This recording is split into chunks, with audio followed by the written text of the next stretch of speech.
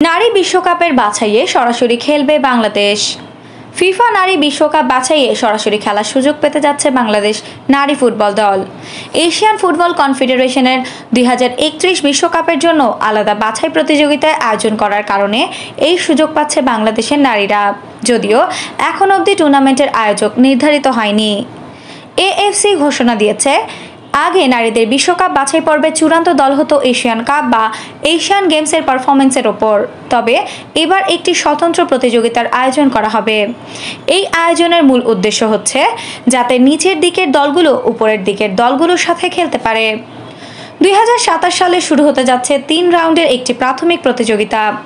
নিচের দিকের দলগুলোকে নিয়ে শুরু হবে প্রথম রাউন্ড।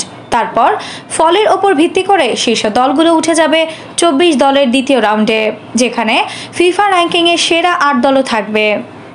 এই 24 দলকে 6টি গ্রুপে বিভক্ত করা হবে। এই 6টি গ্রুপের শীর্ষ 2টি করে দল যাবে পরের রাউন্ডে।